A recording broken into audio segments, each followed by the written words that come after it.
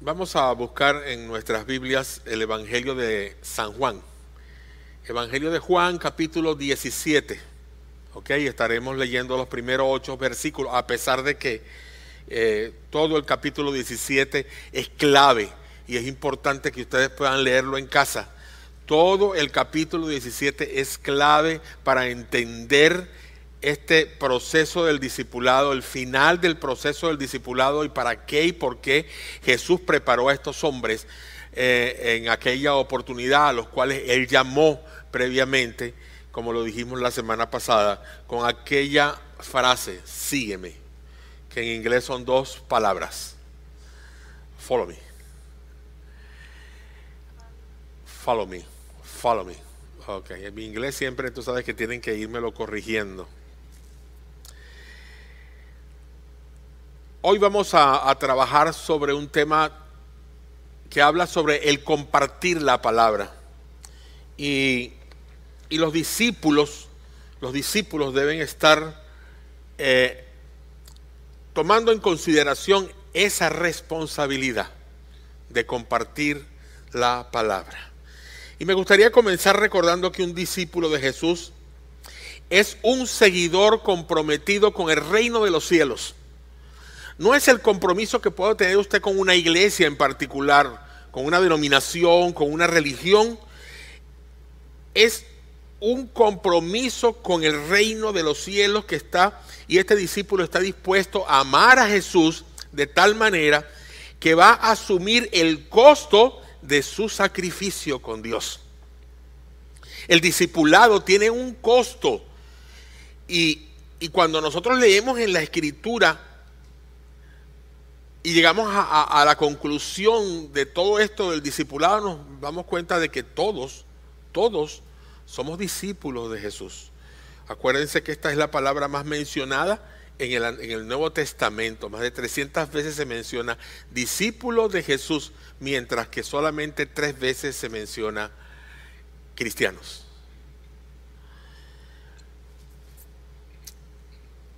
Ahora quiero invitarles a leer en Juan 17, 1 al 8, mientras buscan, yo quiero enseñarles que en el capítulo 16 de ese mismo evangelio, de los versículos 17 al 33, Jesús está despidiendo de sus discípulos, de los 12. Ese es lo previo, el antesala a este capítulo 17. Lo que diríamos el contexto del capítulo 17 es el capítulo 16 y es la despedida. Jesús está despidiendo de sus discípulos. Ahora en el capítulo 17 Él se dispone a orar por sus discípulos. Y no obstante, antes de hacerlo, Jesús se dirige al Padre de manera personal, primero hablando de sí mismo y en su relación con el Padre. ¿Ok? Dice la palabra de Dios, después que Jesús, estoy leyendo de la versión Nueva Internacional, dijo esto, dirigió la mirada al cielo y oró así: Padre, ha llegado la hora, glorifica a tu Hijo para que tu Hijo te glorifique a ti, ya que le has conferido autoridad sobre todo mortal, para que Él les conceda la vida eterna a todos los que le has dado. Y esta es la vida eterna, que te conozcan a ti, el único Dios verdadero, y a Jesucristo, a quien tú has enviado. Yo te he glorificado en la tierra, y he llevado a cabo la obra que me encomendaste. Voy a repetir esta frase. Y he llevado a cabo la obra que me encomendaste. Y ahora, Padre, glorifícame en tu presencia con la gloria que tuve contigo antes de que el mundo existiera. A los que me diste del mundo les he revelado quién eres. Eran tuyos, tú me los diste y ellos han obedecido tu palabra. Y ahora saben que todo lo que me has dado viene de ti, porque les he entregado la palabra que me diste, y ellos la aceptaron. Saben con certeza que salí de ti y han creído que tú me enviaste. Vamos a orar. Señor, quiero alabarte y darte gracias por tu palabra, porque ella añade bendición a nuestras vidas. Es poderosa. Tiene toda tu profecía, Señor. No tenemos más nada que buscar. Existe, está allí. y solamente tenemos que leerla, estudiarla y dejarnos dirigir por tu Espíritu Santo para entenderla. Muchas gracias, mi Dios, por tu palabra escrita. Ahora, Padre de la gloria, queremos que tu Espíritu Santo se pasee por nuestros corazones, abra nuestros oídos espirituales y nos deje oír tu palabra y entenderla claramente. Padre amado, toca la vida de aquellos que no tienen todavía en su corazón la seguridad de su salvación, y danos, Padre amado, la bendición de poder sentir tu unción en esta mañana. Muchas gracias, Señor. Oramos en el nombre de Jesús. Amén. En este pasaje leído, y especialmente en el versículo 4, que dice: yo te he glorificado en la tierra y he llevado a cabo la obra que me encomendaste. Por eso resalté eso. Tiene mucho que ver, y las palabras son muy similares en arameo, como cuando el Señor estuvo en la cruz del Calvario y dijo: todo se ha cumplido. Todo se ha cumplido. Juan 19:30. Esas dos frases tienen mucho que ver, aunque tienen una relación diferente. Es evidente que parte de la obra se cumplió en la cruz del Calvario, ¿ok? Dando al Señor su vida por los pecadores. Es la parte central, es la meta del ministerio de Jesucristo, ir a la cruz para darnos la salvación en ella. La otra parte es la que llevó a cabo los 3 años de discipulado que pasó preparando a los 12. Ellos fueron las vidas en las que Él derramó la suya, de manera que al término de su ministerio, Él dice, sobre todo a estos hombres, a estos individuos, escucha bien, iglesia, Él dice que este era su proyecto, el proyecto de Jesús. Y este proyecto de Jesús dependía de la fidelidad de esos hombres. 3 años pasó con ellos. Ahora Jesús confía en la fidelidad de esos hombres para que llegáramos al día de hoy.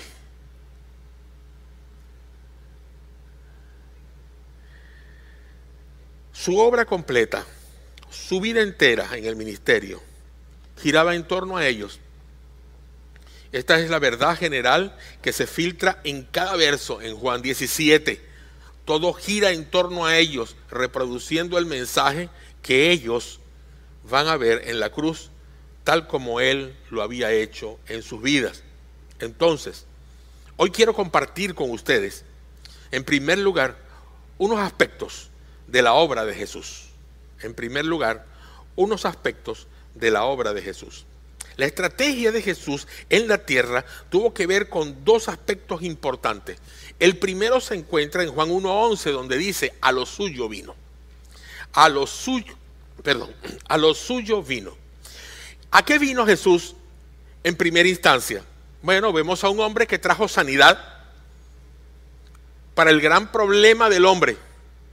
Ya no estoy hablando aquí de sanidad física, no estoy hablando en este momento de sanidad de enfermedades. Estoy hablando de la sanidad del pecado. ¿Okay? El gran problema del hombre no eran las enfermedades.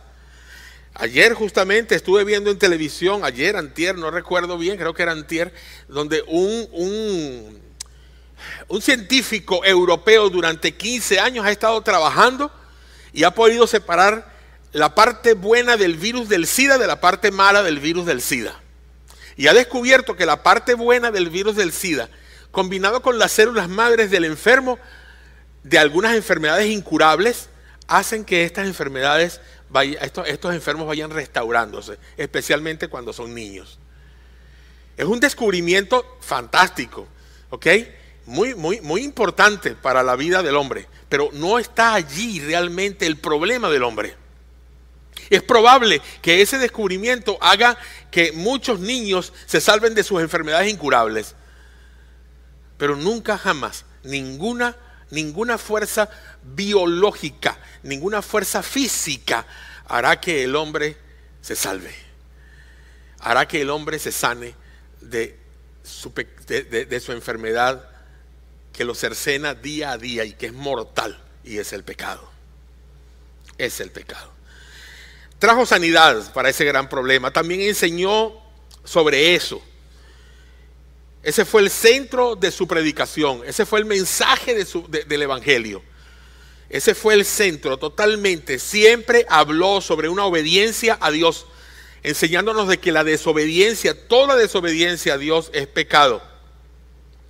Él fue hasta la cruz por esa causa, por esa causa. Él no fue a la cruz para darnos de comer.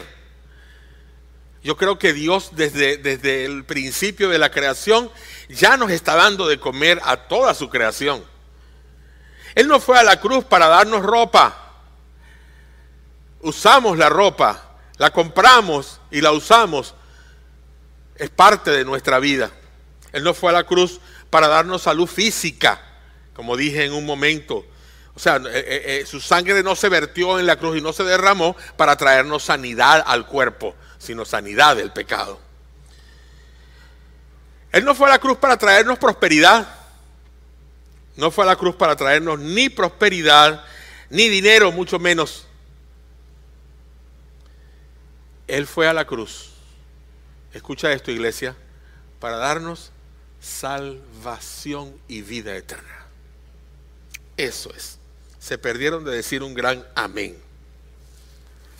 Entonces, la meta de Cristo en la cruz se cumplió cuando Él dice: todo se ha consumado, todo se ha cumplido. Consumado es, en algunas versiones de la Biblia, consumado es. Juan 19:30 nos enseña que la estrategia de Jesús, en primer lugar, tiene un mensaje de redención, no de prosperidad, no de sanidad, no de milagros, no de señales, no de dones, no de talentos. La estrategia de Jesús, su obra central, el pináculo del ministerio, está frente a ti en el monte Calvario, en la cruz, donde la deuda de tu pecado fue totalmente pagada por Cristo. En esto no hay religión.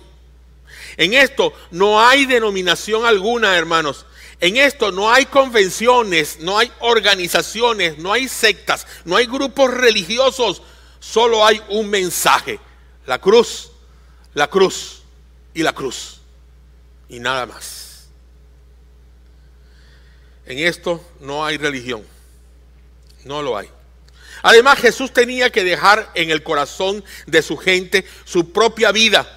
Él deseaba que sus discípulos entendieran y transmitieran sus enseñanzas y que en cierto sentido tomaran su propio lugar, el lugar de Jesús. Un discípulo de Jesucristo, después de que se ha preparado bien, será como su maestro, dice en Lucas 6:40. Así que un discípulo que se prepara bien llega a ser como el maestro. Y ¿saben algo? Nuestra responsabilidad como pastores, como líderes de la iglesia, es poder hacer que las personas lleguen a ser buenos discípulos, excelentes discípulos. Pero no que sean iguales que el maestro pastor. No, que sean iguales que el maestro Jesús. Llegar a la estatura de Jesús. Tener la mente de Jesucristo. Esa es nuestra meta y debe ser la tuya y la mía en todo momento. En todo momento. La palabra de Dios en Juan 20:21 dice: como me envió el Padre, así yo os envío. Como me envió el Padre, así yo os envío. O sea, no es solamente el ser un discípulo, es ir y hacer el discipulado. Poner en práctica lo que estamos aprendiendo. No es venir a la iglesia o estar en un grupo pequeño o en un grupo discipular para solo aprender y aprender y engordar y engordar y engordar y engordar. Y no me mantengo delgado porque todo me lo como, pero no lo comparto. Entonces yo tengo que invertirme en otros. Así que lo que yo recibo lo voy reproduciendo en otras personas. En Lucas 10:16 dice: el que a vosotros oye, a mí me oye, y el que a vosotros desecha, a mí me desecha. ¡Qué privilegio! Es un privilegio para nosotros saber que somos los voceros de Jesús, somos embajadores de Cristo. No somos cualquier persona, no somos, el Señor nos escogió para ser sus embajadores. Amén. El Señor nos escogió para que nosotros fuéramos y dijéramos lo que Él nos enseña. Si alguien rechaza la enseñanza, entonces lo está rechazando a Él. Si alguien quiere mantenerse en sus conceptos, entonces rechaza a Jesús, porque no está haciendo lo que Jesús enseña a través de sus discípulos o a través de su palabra, pues en este sentido. En Mateo 28, 19 al 20, hay una orden que nosotros la ponemos ahí al final de nuestra servicio cada domingo. Por tanto, id y haced discípulos. Y cuando nosotros escuchamos estas dos palabras, id y haced, estamos escuchando el verbo ir y el verbo hacer en imperativo. Es una orden, id y haced. Ahora, lo importante es que hagamos, porque a veces vamos pero no hacemos nada. A veces vamos y luego nos achicopalamos y ya no queremos hacer más nada. Tenemos que ir y hacer. Por eso ambos verbos el Señor los coloca allí juntos. Por eso vayan y hagan discípulos a todas las naciones. En algunas versiones dice de todas las naciones, bautizándolos en el nombre del Padre y del Hijo y del Espíritu Santo, enseñándoles que guarden todas estas cosas. Y les aseguro, miren, se los prometo, miren, hay un sello indeleble, allí está puesto, que yo iré con ustedes. Que yo iré con ustedes. Escuchen esto, algunas personas separan esto para decir, el Señor está conmigo hasta el fin del mundo. El Señor no se está refiriendo que va a estar contigo hasta el fin del mundo. De hecho, es una realidad. Si el Cristo está en tu corazón, si Jesús está en tu corazón, entonces realmente el Señor estará contigo hasta el fin del mundo. Pero esa no es la enseñanza en este pasaje de la Gran Comisión. El Señor está diciendo, y yo estoy con vosotros todos los días hasta el fin del mundo. Ustedes van, háganlo, porque yo voy a estar allí. Lo que ustedes van a decir, yo lo voy a respaldar. Ustedes tienen mi autoridad. Yo voy a estar presente. El Espíritu Santo va a estar allí y me representa a mí. ¿No les parece bueno? A ver, ¿les parece o no les parece bueno esto? ¿No es una promesa bonita? ¿Y por qué no aplauden? Vamos a aplaudir. Es Dios quien lo está diciendo. No es nadie menos que Dios. Escuchen esto. Nosotros tenemos que verdaderamente enseñar a la gente a valorar la palabra. Cada vez que encontremos algo de esto, vamos a alegrarnos, a decir gloria a Dios, aleluya. ¡Qué bendición! ¡Qué bendición! A veces me gustaría verlos un poquito más inyectados a ustedes con todo eso para que muestren toda esa felicidad y esa alegría que sentimos por ser discípulos de Jesús. ¡Qué interesante! El siguiente aspecto de la estrategia de Jesucristo está en Juan 17:4.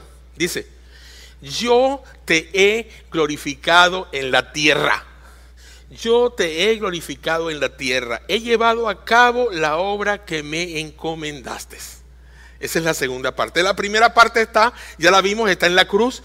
Ahora, esta parte que es previa a la cruz es parte, o vamos a decir, un método de reproducción dentro de todo lo que el Señor Jesucristo está proyectando. ¿Ok? En cuanto a su estrategia. Vamos a ver cuál es este punto y por qué lo estamos poniendo después de la cruz cuando sucedió antes de la cruz. En Juan 17, el Señor Jesucristo dice al comienzo de la oración, he llevado a cabo la obra que me encomendaste. He llevado a cabo la obra que me encomendaste. He llevado a cabo, he terminado, he iniciado y concluido esta parte de la obra que me diste. Entonces él empieza a describir la obra en los siguientes 22 versículos del capítulo 17. Y Jesús en esos 22 versículos está resumiendo, está haciendo un resumen, un recuento, está dando un informe, un reporte de todo lo que él hizo en esos 3 años. Es curioso que Juan 17, nunca se menciona en Juan 17 los milagros que él hizo. Lea Juan 17 y no va a encontrar: yo hice estos milagros, Padre, yo hasta levanté muertos. No dice todo lo que le hizo a las multitudes a quienes les predicó, sanidades, a los que liberó de demonios, a aquellos que revivió. No hay aquí nada al respecto. ¿Por qué no hay nada al respecto? Porque esa no era la parte central de su ministerio, porque ese no era su objetivo, porque ese no era su propósito.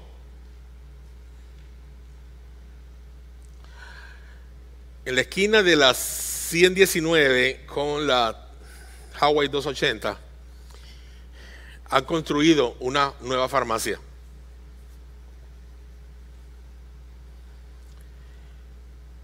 Quizás se tardó un poco porque había una estación de servicios allí y hubo que sacar tanques y rellenar. Pero si no hubiese habido eso ya estuviese funcionando. Hace un mes ya hubiese empezado a funcionar su opening, todo allí. Pero ya pronto la vamos a tener. ¿Se ven lo rápido de la construcción?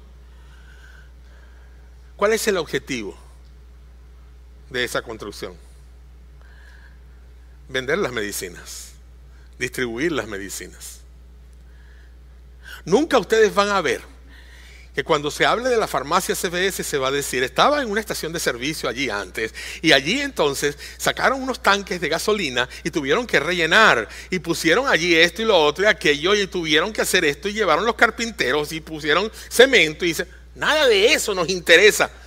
Eso nos asombró. ¿Cómo vemos cómo se levantó un edificio tan rápido? Pero no es el objetivo, no es el propósito central. Todo tiene un propósito central. Lo demás es un maquillaje, lo demás es algo que tiene que aparecer y debe ser bueno. Porque el Señor Jesucristo hizo milagros y eso es bueno, ¿verdad? Dio de comer a las multitudes, es bueno. Sanó enfermos, es bueno. Levantó, revivió muertos, es bueno. Nada de eso es malo. Gloria a Dios por eso. Pero ese no era su objetivo. Ese no era todo su propósito. Ahora él se centra en su propósito y toma un pequeño grupo de hombres para que ese propósito se haga realidad. Un pequeño grupo de hombres, más nadie. Él no llamó a una población, él no le dijo a un país entero, él no hizo una campaña política, él no puso afiches, él no se metió en las redes sociales, en la televisión para ganar una campaña electoral. Él tomó a un pequeño grupo de hombres. Y fíjate, iglesia, que más de 40 veces se menciona a los hombres que el Señor le había dado del mundo en el capítulo 17. Más de 40 veces se menciona eso, los hombres que me diste del mundo. Quiero repetirlo y recuérdalo, la estrategia de Jesús dependía de la fidelidad de estos hombres, dependía de la fidelidad de sus discípulos para avanzar en el mensaje de redención a través de su método de reproducción. Hoy en este día hay una urgente necesidad. Si nos reproducimos nosotros mismos a través de hacer discípulos, entonces haremos un terrible trabajo al avanzar en el mensaje de redención. Repito, Si tratamos nosotros de reproducirnos a nosotros mismos a través de hacer discípulos, estamos haciendo un trabajo terrible. Si no nos reproducimos a nosotros mismos en el discipulado, entonces el mensaje de la cruz en Juan 19:30 no será extendido en la forma en que Jesús desea que su redención en la cruz haga el efecto, como lo dice en Juan capítulo 19, versículo 30. ¿Qué debo reproducir yo? Sí, es cierto, en cierto modo, yo estoy dándole al discípulo parte de mi carácter. Yo estoy dándole al discípulo parte de mi mente, de lo que como, de lo que no como. Lo invito a tomar un café en Starbucks, estamos allí. Él está viendo que a mí no me gustan las donas, sino que me gustan los cakes. Y eso nos va haciendo mucho más entrañables entre uno y el otro. Esa es parte del discipulado. Pero yo debo reproducir a Jesús en la vida del discípulo. Si alguien reprodujo a Jesús, el carácter de Jesús en mi vida, yo debo hacer lo mismo. Si yo reproduzco mi carácter, mi vida en otra persona, creyendo que estoy formando un discípulo, soy egocéntrico. Y en el discipulado el egocentrismo queda aniquilado con el cristocentrismo. Debemos ser y hacer discípulos cristocéntricos. Esa es la realidad. Más de 1.000 millones de personas nunca, jamás, hasta el día de hoy, han escuchado el mensaje de redención. Han escuchado el mensaje de redención. Más de 1.000 millones de personas nunca han oído el mensaje de redención. ¿Saben lo que significa esto? Una sexta parte de la población del mundo no saben de Jesucristo. Y como se los digo siempre, conocen Atlanta, porque Atlanta les envía la Coca-Cola. Y usted puede llegar y ver, como dijo uno de nuestros pastores aquí, cuando fue a un pueblo en Vietnam, y se metió en ese pueblo de Vietnam donde dijeron, no vayas a ese lugar es inhóspito. Y cuando ellos fueron a Vietnam, vieron en una pequeña casa donde vendían ahí comida, etcétera, un aviso de la Coca-Cola. Pero no conocían a Jesús. No sabían absolutamente nada de quién era Jesús. 47 millones de niños nacidos en el 2012, en el año pasado, en familias que no tienen el conocimiento de la redención, en familias que no tienen el conocimiento de la redención, 47 millones de niños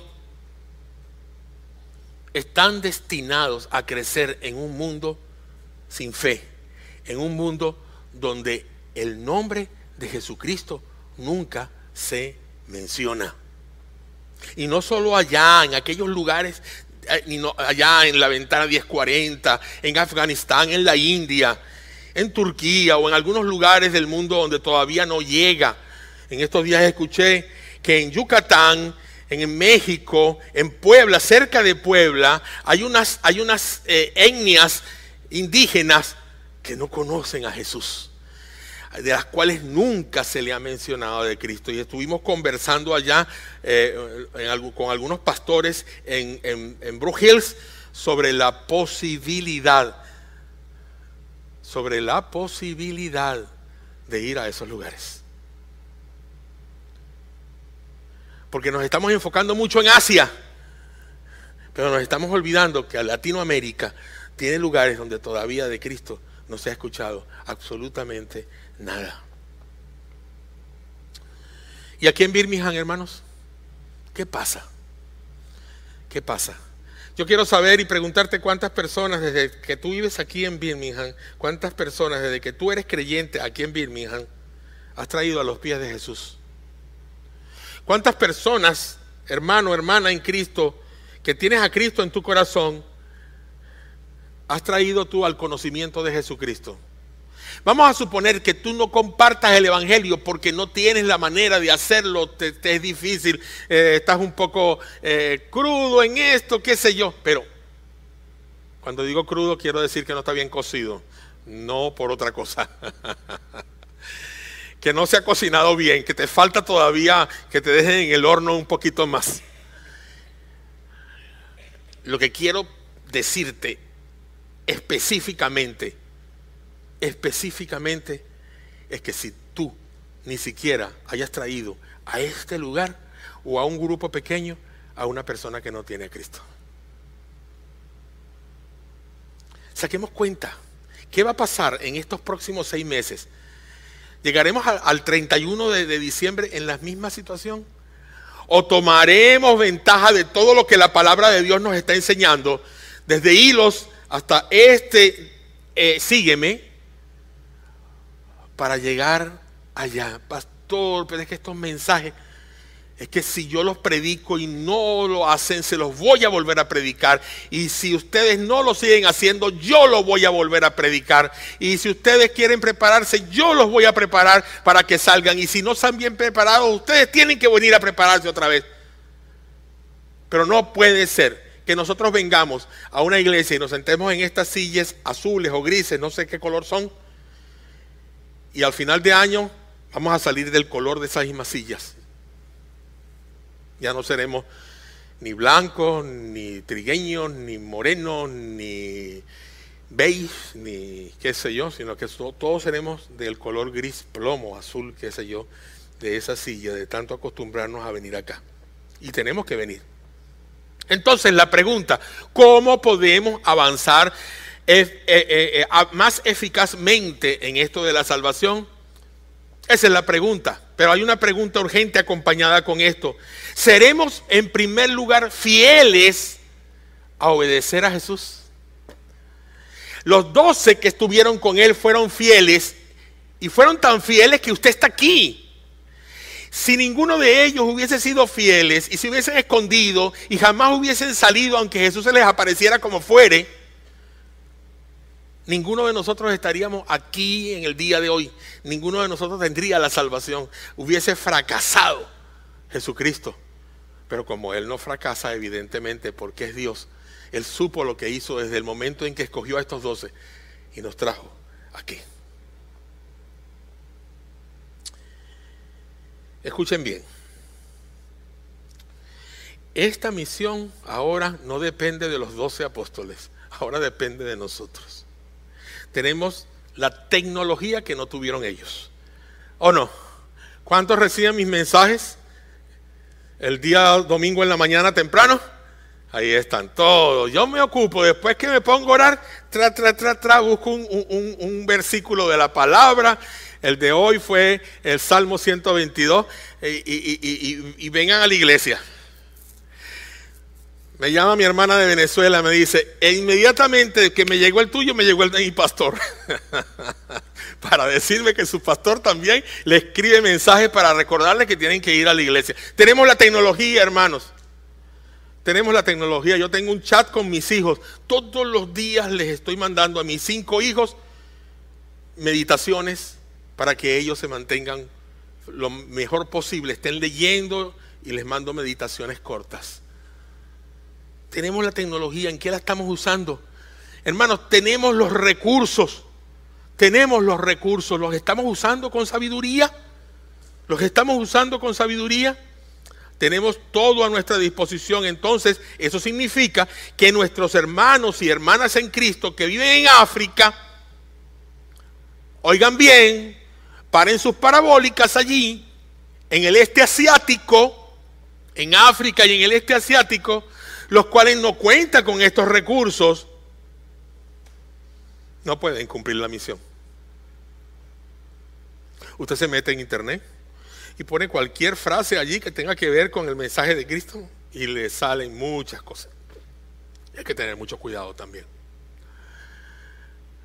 Usted prende la televisión, hay un solo canal en DirecTV que se llama Enlace. Hay que también tener mucho cuidado, hay que saber seleccionar los predicadores y todo esto. Y ahí está, tenemos la tecnología. Pero esta gente que está allá en aquel otro lado del mundo, o que se encuentran allí en la península de Yucatán, no tienen esta tecnología. Tuvimos que enviarle tecnología desde aquí a los hermanos allá en la etnia de los guaraos en Venezuela, en el delta del Orinoco, para que ellos pudieran ver la película Jesús, porque de otra manera no podían verla. ¿Se dan cuenta? Entonces ellos fracasan, no predican. Quiero que sepan lo que es mucho más extraño todavía, es que aunque ellos tienen menos tecnología y menos recursos para extender el mensaje del evangelio lo más rápido y posible, son los que más se reproducen. Son los que más se reproducen.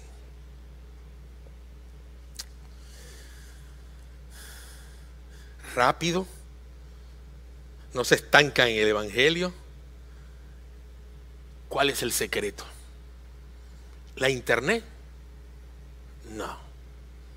¿Enlace? No. ¿Revistas? ¿Magazine? No. Ahí tenemos. Ahora tenemos el latino en la iglesia. El new, el latino. Porque viene incrustada ahora a partir de este mes una revista cristiana, una revista religiosa dentro, ¿ok? Que reúne entrevistas de pastores, sacerdotes, etcétera, todo, ¿no? Y algunos anuncios. Estamos allí, ahí me entrevistaron, yo estoy allí en esa revista y me mandaron ese paquete porque ustedes van a tomar uno por familia después cuando termine el servicio y se llevan uno por familia a su casa y allí van a tener mucho que leer. Eso no lo tienen ellos. ¿Qué tienen ellos? Dependencia de Dios. Obediencia a Dios. Son, escuchen esto, son fieles a Jesucristo. Eso es todo, ese es el secreto. Ese es el secreto. Ahora me propongo a mostrarle 4 componentes prácticos para no solo ser capaz de decir que sabemos cómo hacerlo, sino que también lo estaremos haciendo. 4 solamente. Veamos el fundamento en esta historia donde navegaremos hacia el primer componente. Partiremos del hecho de que la palabra fue hecha carne en Jesús al nacer. Pero la belleza del evangelio es cuando Él regresa para estar con el Padre. Ahora, la palabra es hecha carne ¿en quién? En usted y yo. En usted y yo, en nosotros. ¿Por qué? Porque Cristo viene a nosotros. Porque Cristo está en ti. Colosenses capítulo 1, 27 dice, Él es la esperanza de gloria y nosotros somos la esperanza de gloria. Porque Cristo mora en tu corazón, amén. Porque Cristo dirige tu vida, amén. Y esa es la realidad. Cristo está dando a conocerse a través de ti y a través de mí. Esa es su meta. Somos sus manos, somos sus pies, somos sus labios, somos la palabra hecha carne hoy. Por eso él oraba y una y otra vez por esos hombres. Y es casi como Jesús también estuviera diciéndole al Padre, Padre, es mejor para tu gloria que me regreses contigo. Porque cuando lo hagas, entonces le mostraré al mundo la palabra hecha carne en cada uno de esos hombres mientras van al mundo. La encarnación continuará una y otra vez en ti y en mí para llevar el mensaje de salvación al mundo que está perdido. Y esa es la realidad. El primer componente para ser discípulo entonces es compartir la palabra. Compartir la palabra. Nadie puede suponer que las personas todas conocen la noticia. Es por eso que se llama noticia, new, nuevas. No son cosas que la gente, son cosas, mejor dicho, que la gente ignora, que no conoce. Hay que decírselas, hay que comunicárselas. Hay 4.2 millones de personas que viven en el mundo. Esto es el 67% de la población mundial al cual tenemos que llegar a llevarle el mensaje de salvación. Hay que compartir la palabra. El tema general aquí es el hecho de que Jesús ha compartido las palabras del Padre con ellos 12 y ellos la han aceptado. Desde que ellos obedecieron su palabra, ellos aceptaron su palabra, ellos creyeron su palabra, llegaron al punto inicial de la fe en Cristo. Estos hombres individualmente habían llegado a un punto donde acogieron a Cristo en sí mismo. Y básicamente dijeron: confiamos que eres quien dices ser, te seguiremos, estamos contigo. Eso lo podemos decir nosotros. Señor, confiamos que lo que tú dices es la verdad y no lo que yo me supongo, y no lo que supongo del líder aquel, o del pastor Eduardo, o del pastor David Platt, o de Billy Graham, o de Luis Palau, o de Gigi Ávila, no, estoy confiando en ti, Señor, en que tú lo que dices ser, eso eres. Eso eres. Aquí es donde comienza el discipulado. Felipe le dijo a Natanael: hemos encontrado a Jesús de Nazaret, el hijo de José. Lo hemos encontrado. Miren, lo hemos encontrado. ¿Puedes decir lo mismo tú con toda felicidad? He encontrado a Jesús de Nazaret. Es mi guía, es mi salvador, es mi Señor. Lo tengo en mi corazón, me lleva de la mano y yo comparto la fe que tengo con Él. Eso debe ser así. Y no quedarnos con el Jesús aquí, en mi corazón, guardándolo allí y esperando que la gente me pregunte. Compartiremos a Cristo con las personas que están alrededor de nosotros. Este es el primer componente del discipulado. Nuestra confianza al compartir la palabra no está basada en mis propios criterios, ni en lo que los libros me digan. Está basada en la soberanía de Dios. Podemos hacer un entrenamiento para compartir la palabra, como de hecho sí tenemos que hacerlo, pero nunca un control, nunca un dominio, nunca una autoridad. Cuando yo les haga el entrenamiento y les diga: ya están listos, ahora vayan afuera, yo no los podré controlar. Yo no sabré si ustedes lo están haciendo o no lo están haciendo. Es Jesús el control que ustedes mismos van a permitir que esté sobre sus vidas. Recuerda, iglesia, te lo repetiré hasta el cansancio: no convenceremos nunca a nadie. Cuando mucho vamos a persuadir a la gente, pero recuerda que es el Espíritu Santo de Dios el único que convence de pecado, de justicia y de juicio, y especialmente de pecado a aquellos que todavía no conocen a Jesús. Es solo el Espíritu Santo, no eres tú ni soy yo. Así que no te afanes. Solamente comparte el Evangelio, comparte lo que sabes, comparte tu vida. Allá Dios que va a hacer el trabajo. Él es el que va a hacer el trabajo. La gente viene a Cristo no por nuestros conocimientos. Recuerda lo que dice la palabra en el versículo 6. A los que me diste del mundo les he revelado quién eres. Eran tuyos y tú me los diste. Eran tuyos. El mundo entero. Ese porcentaje de personas que está fuera y que todavía no conoce el nombre de Jesús, son de Jesús. Son de Dios, le pertenecen a Dios. ¿Por qué le pertenecen a Dios? Porque de Jehová es la tierra y su plenitud, el mundo y los que en él habitan. Antes de que tú le digas a Jesús: eres mi Señor, ya Él lo era. Antes de que tú nacieras ya era tu Señor. Él es el Señor del universo. Él es el dueño de cada uno de los que moran sobre la tierra. Así que solamente le vamos a decir: Señor, dámelos a mí. Dame uno. Yo quiero por lo menos uno para discipularlo de aquí al 31 de diciembre.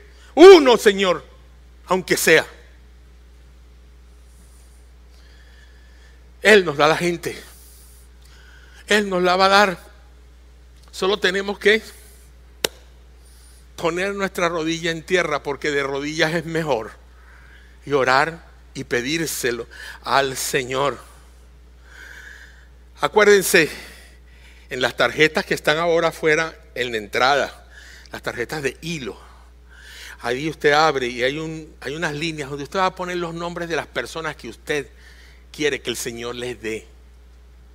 Es probable que usted pase con su carrito por el automercado allí en Walmart y vea que hay una cajera allí, una morena, alta, allí, trabajando, que se llama Kenia, porque casi siempre tienen nombres así africanos. Y usted anota, Señor, yo quiero a Kenia para Cristo. Espero que sepa inglés para que le comparta. O póngase a orar por Kenia y diga, Señor, mándale a una persona a Kenia que le comparta tu palabra. Él lo va a hacer. Él lo va a hacer. ¿Por qué Él lo va a hacer? La palabra de Dios dice en Romanos capítulo 10, versículos 14 y 15. Porque todo aquel que invocar el nombre del Señor será salvo. ¿Cómo pues invocarán a aquel en el cual no han creído? ¿Y cómo creerán en aquel en quien no han oído? ¿Y cómo oirán sin haber quien les predique? ¿Y cómo predicarán si no fueren enviados? Como está escrito, cuán hermosos son los pies de los que anuncian la paz, de los que anuncian las buenas nuevas. Si no vamos, no pasa nada. No pasa nada. ¿Necesita Dios de usted? ¿Necesita Dios de mí? Pero Él nos da el privilegio de que nosotros nos aferremos a Él para que nos use. ¿Se dan cuenta?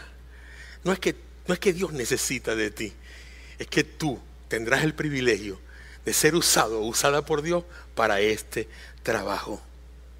Él usa a quien quiere entre sus hijos para compartir la palabra. Dígaselo a Dios, Señor, lleva la palabra por medio de mí. Díselo allí donde estás, Señor, lleva la palabra por medio de mí. ¿Lo hará? Si se lo pides, ¿lo hará? Yo como que los veo un poco dudosos. Dios hará eso si se lo pides con fe. Si te pones en las manos de Dios y le dices, Señor, yo estoy dispuesto. Yo pongo el pie ahí en la puerta hacia afuera y no va a haber quien me pare. Solamente úsame, Señor. Y salga. Y salga. Oigan este testimonio. Un amigo llamado Héctor Ortiz Gutiérrez, se lo digo así, con su nombre y sus dos apellidos. Él tiene 36 años de edad. Vive en Nicaragua, en Tipitapa. Ese es un lugar de Nicaragua que se llama Tipitapa. Después cuando venga Josué se lo preguntan. Pero él nació en un municipio que se llama Estelí, en la población de Trinidad, el 6 de septiembre de 1976. Su papá lo indujo al alcohol desde los 7 años de edad. Él bebía aguardiente desde los 7 años de edad. Y por causa de esto fue un hombre muy irresponsable en la vida. Licor, cigarro, droga, juegos de azar, amantes, hijos de mujeres diferentes. No obstante, le fue bien en los negocios. Le fue bien en sus negocios. Andaba bien. Una noche, alguien comenzó a orar por nuestro amigo, ahora hermano Héctor. ¿Ok? Alguien que compartía con él la vida de negocios. Era un hombre de negocios. Entonces, en esta vida de negocio, él tenía muchas personas que compartían con él los cigarros, la bebida, las mujeres, etc. Pero esa persona creyente en Cristo, ese comerciante creyente en Cristo, empezó a orar por su vida. Y un día, alguien, una persona X, lo invitó a comer pollo en brasa. Así como el que hacen en Walmart, bien sabrosito, así pollo en brasa. Uy, ya las tripas rugen un poquito, ¿verdad? Pollo en brasa. Estaba en un restaurante comiendo con su amigo allí. Un cliente que era él. Al terminar de comer pollo en brasa, el cliente le dice: yo tengo ahora que ir a un grupo pequeño. ¿A un grupo qué? A un grupo pequeño. Pero este grupo pequeño está compuesto de puros hombres de negocio. ¿Me quieres acompañar? Son puros hombres de negocio. Es una fraternidad evangélica. ¿Quieres acompañarme? ¿Quiénes son ellos? Ellos se llaman hombres de valor. ¿Ha escuchado usted hablar de hombres de valor? Hombres de valor. Es una organización internacional. Ok. Fue con él. Estuvo allí. La gente compartía con él, hablaban. Él vio algo diferente. Compartía con ellos.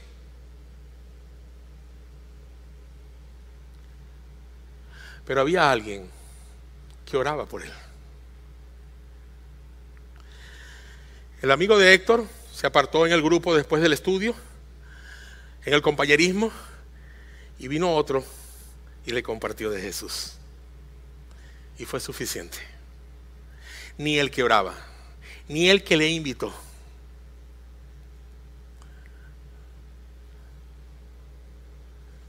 Héctor encontró la salvación. Héctor es un discípulo de Cristo y pertenece ahora a ese grupo internacional que se llama Hombres de Valor. No eres tú, no soy yo, es Dios y nada más que Dios. Él nos da las palabras, solo tenemos que leer y estudiar constantemente las Escrituras. Solamente Dios ordena cada momento de tu vida y ya eso es un milagro. Eso es un milagro. Eso es asombroso, que el omnipotente, que el omnisciente haga eso en tu vida. Solamente tienes que presentarte delante de Él todos los días. Solamente tienes que estar con Él, no solamente una hora en la mañana u otra hora en la tarde, sino que todas las horas del día, para todo lo que haces, pienses, digas, estudies, trabajes con tus manos o con tu mente, lo hagas para Cristo y no para los hombres. Solamente. La pregunta: ¿qué vamos a hacer? ¿Quién está todavía sediento por causa de que nosotros no hemos respondido al llamado de Dios? Hemos pedido a Dios que nos procure encuentros divinos. Un encuentro divino con una persona que no conocemos. Señor, dame hoy un creyente. Y de repente estás en el aeropuerto, estás en cualquier parte por allí y el Señor te dice: ese es. ¿Cómo? Ese es, compártele. Señor, él no habla mi idioma, no importa. Háblale. Que yo hago el trabajo por ti. Trabaja como tú puedas. Señor, yo no sé inglés bien. No importa, usa tu inglés. Y compártele. Déjame lo demás a mí. Yo he sabido de muchos, hermanos, de muchos que han venido a los pies de Cristo por parte de alguien que no hablaba su idioma. ¿Por qué? ¿Por qué piensan ustedes que esto es una realidad y que puede suceder? Porque el Señor te dice en la gran comisión: no te preocupes, yo estaré contigo todos los días y hasta el fin del mundo. Aunque no hables chino, aunque no hables japonés, aunque no hables árabe, aunque no hables turco, aunque no hables inglés, no te preocupes. Yo estoy contigo todos los días y hasta el fin del mundo. Y ya tienes muchas etnias en los Estados Unidos. Tienes muchas personas en los Estados Unidos que vienen de todas partes del mundo y que no me conocen. Empieza. Todo sucederá porque Él es el que nos da la autoridad. Solo tenemos que obedecer, solo tenemos que tener fe, solo tenemos que confiar. Cuando compartimos la palabra, compartimos la vida eterna. No compartimos leyes religiosas. Vida eterna, no leyes. Si compartiéramos leyes, necesitaríamos tener programas que digan cómo compartir las leyes. Necesitaríamos tener entrenamientos donde aprenderíamos a prepararnos para poder compartir las leyes. Necesitaríamos tener proyectos para que luego salgamos y los realicemos. No digo que estas cosas sean malas en sí mismas. Hermanos, programas, entrenamientos, proyectos, está bien. No hay problema. El peligro está en suponerse que por no haber pasado por estos programas no estoy preparado. Que por no haber hecho un entrenamiento, yo no estoy listo. Ahora quiero que grabes esto en tu mente. Si compartimos vida eterna, lo único que necesitamos conocer es algo, solamente algo en especial. A ver, ¿a quién? A la persona de Jesús. A la persona de Jesucristo. ¿Conoces a Jesucristo? A ver, ¿conoces a Jesús? Solo escucho un amén que sale de una sola boca de mi esposa. ¿Conoces a Jesús? Si conoces a Jesús, eso es lo único que tienen. No tienes más necesidad. Conoces a Jesús, es suficiente. Porque al quien vas a predicar es a Jesús. No a otro. No a otro. A Jesús se le puede conocer por medio de la historia. A Jesús se le puede conocer por medio de investigaciones técnicas y científicas. A Jesús se le puede conocer por fotografías de lugares, películas, mapas.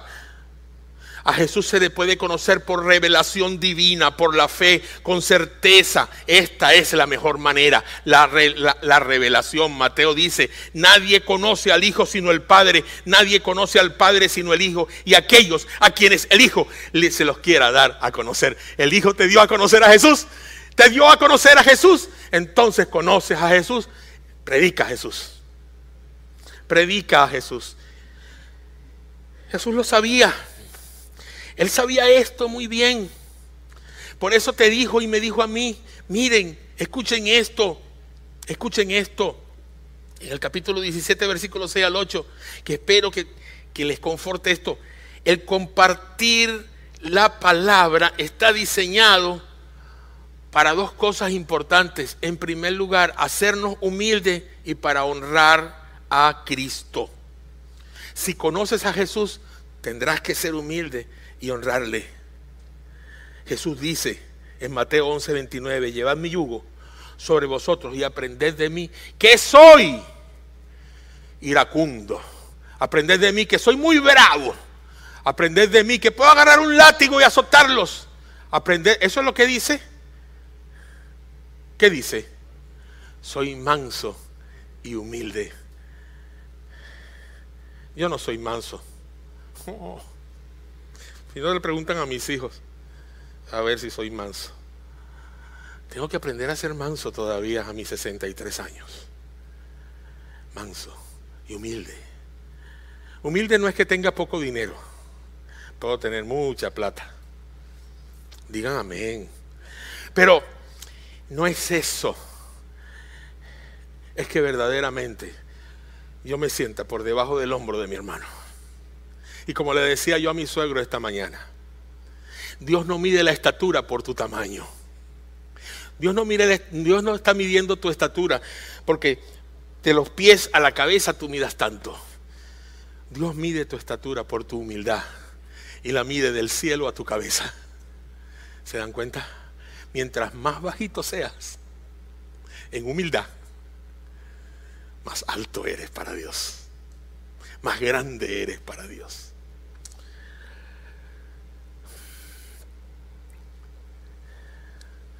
Sé que estas cosas vienen de ti, Padre, le dijo Jesús. Estos hombres saben que vengo de ti. Estos hombres saben que tú me enviaste. Ellos saben que tus palabras vinieron a través de mí.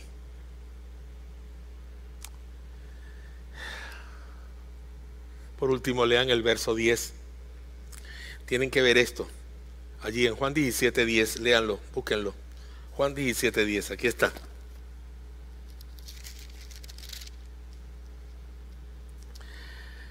Todo lo que yo tengo es tuyo, y todo lo que tú tienes es mío, y por medio de ellos he sido glorificado.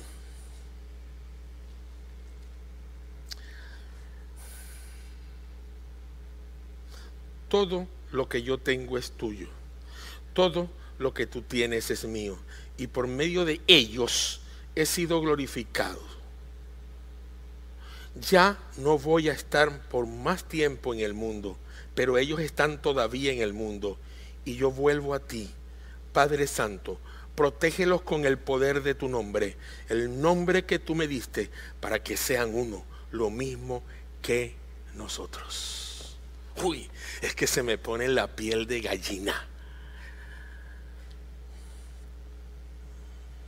La pregunta desafiante: ¿viviremos entonces para que Jesucristo reciba la gloria?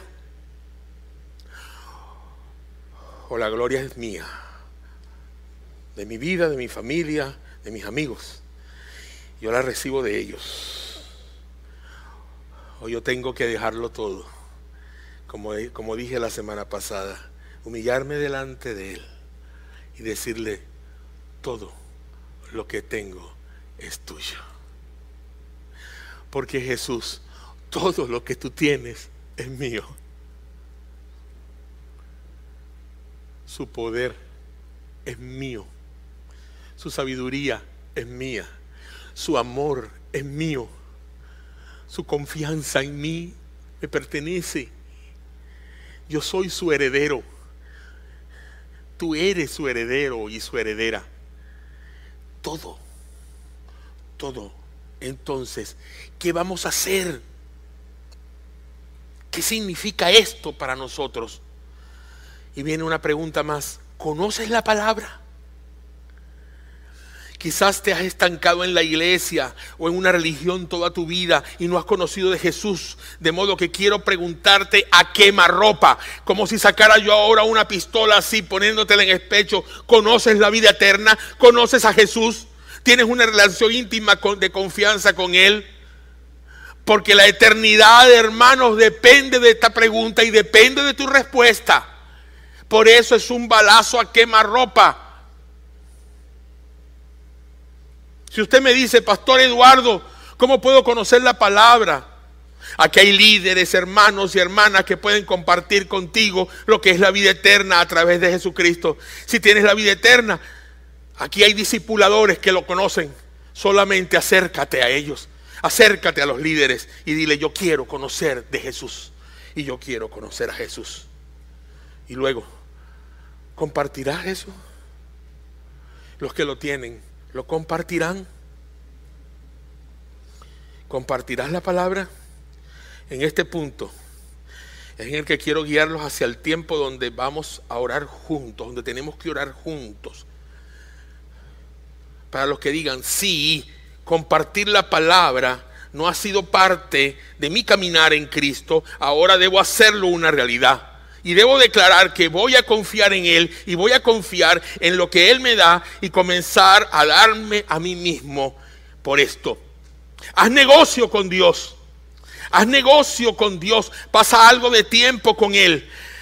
Hoy aquí hay gente que necesita un tiempo delante del Padre. Así que este es el lugar. Pónganse ahora todos ustedes de pie, por favor. Todos ustedes de pie. Vamos a probarlo. Vamos a probar esto. Yo les voy a retar a que vamos a probar esto. Pónganse todos ustedes de pie ahora, porque vamos a hacer negocio con Dios. Vamos a declararle al Señor que queremos hacer negocio.